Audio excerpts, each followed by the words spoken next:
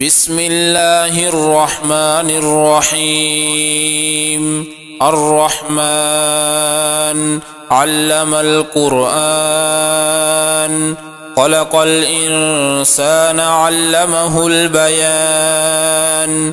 الشمس والقمر بحسبان، والنجم والشجر يسجدان. والسماء رفعها ووضع الميزان، ألا تطغوا في الميزان، وأقيموا الوزن بالقسط ولا تخسروا الميزان. والأرض وضعها للأنام، فيها فاكهة والنخل ذات الأكمام، والحب ذو العصف والريحان. فبأي آلاء ربكما تكذبان؟ خلق الإنسان من صلصال كالفخار، وخلق الجان من مارج من نار. فبأي آلاء ربكما تكذبان؟ رب المشرقين ورب المغربين، فبأي آلاء ربكما تكذبان؟ مرج البحرين يلتقيان، بينهما برزخ لا يبغيان. فبأي آلاء ربكما تكذبان؟ يخرج منهما اللؤلؤ والمرجان.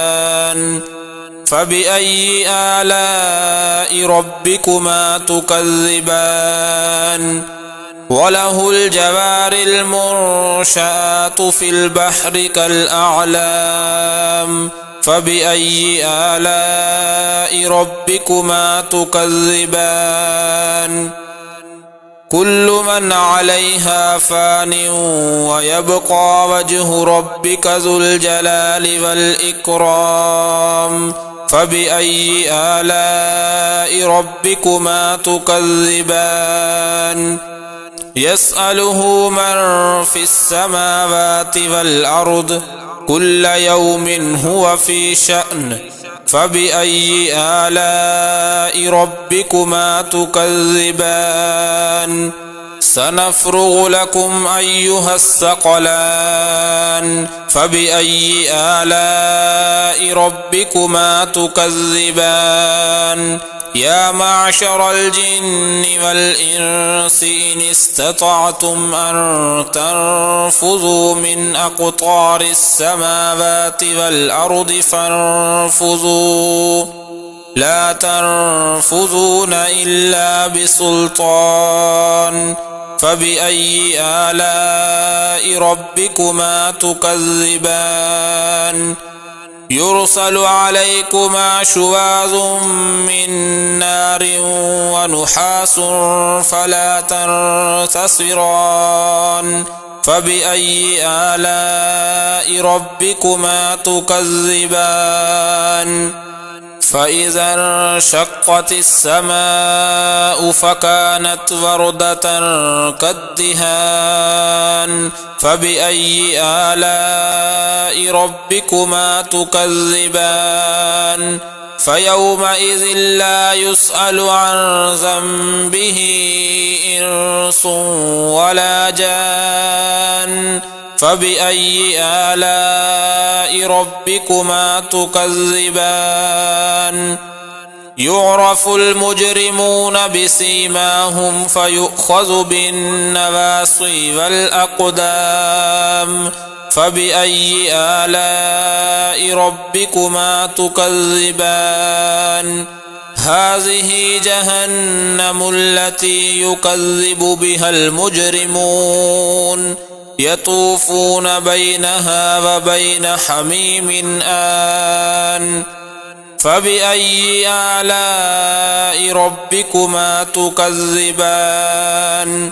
ولمن خاف مقام ربه جنتان، فبأي آلاء ربكما تكذبان ذواتا أفنان فبأي آلاء ربكما تكذبان فيهما عينان تجريان فبأي آلاء ربكما تكذبان فيهما من كل فاكهة زوجان فبأي آلاء ربكما تكذبان متكئين على فرش بطائنها من استبرق وجنى الجنتين دان فبأي آلاء ربكما تكذبان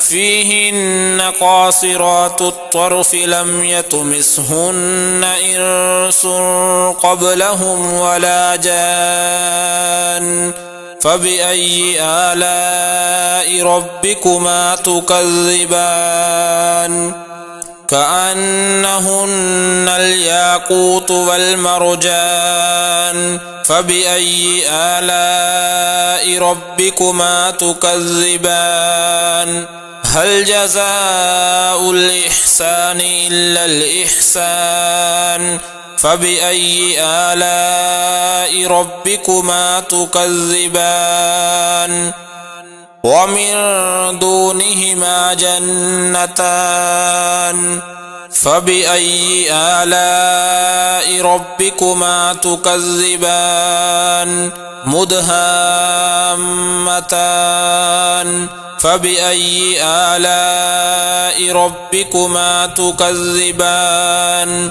فيهما عينان نضاختان فبأي آلاء ربكما تكذبان فيهما فاكهة ونخل ورمان فبأي آلاء ربكما تكذبان فيهن خيرات حسان فبأي آلاء ربكما تكذبان حور مقصورات في الخيام فبأي آلاء ربكما تكذبان لم يطمثهن إنس قبلهم ولا جان فبأي آلاء ربكما تكذبان